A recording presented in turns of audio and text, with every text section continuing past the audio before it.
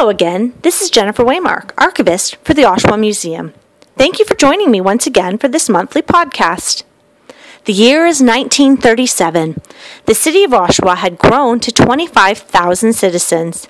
Alex C. Hall was the mayor, and an unforgettable strike in the history of Oshawa was about to unfold at the city's General Motors plant. On April 8, 1937, 3,700 workers walked off the job and did not return to the lines until a settlement was struck weeks later. This strike became pivotal to the future of labor relations throughout Canada. The Toronto Star reported on the strike and described it as an orderly event, quote, a stand-up strike, not a sit-down strike, and even saw 260 women joining the men on the picket line. The strike began quietly.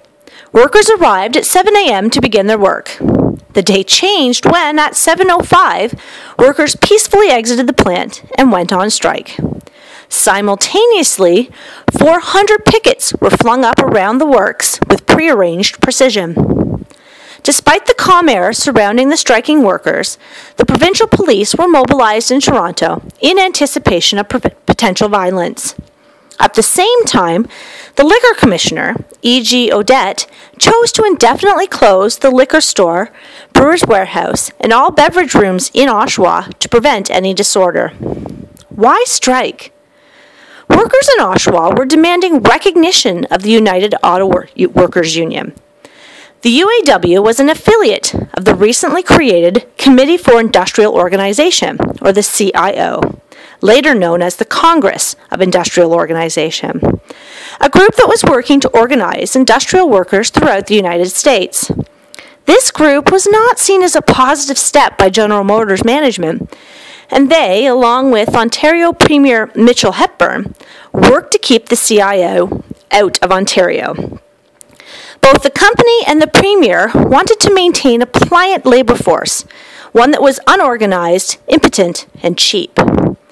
To break the strike, Hepburn even created his own police force, known irreverently as Hepburn's Hussars, or Sons of Mitches. The GM workers' requests were simple: an 8-hour workday, better wages, better working conditions, a seniority system, and, most importantly, recognition of their union, the new United Automobile Workers. The strike carried on for over 2 weeks. Fearing a loss in the marketplace to competitors, General Motors eventually capitulated, and the strike ended on April 23, 1937. This major confrontation between General Motors and its workers in Oshawa in 1937 effectively brought about industrial unionism to Canada. Quote, in 1937, when several thousand members signed union cards, the hopelessness of the Depression gave way to a new hope, a new confidence.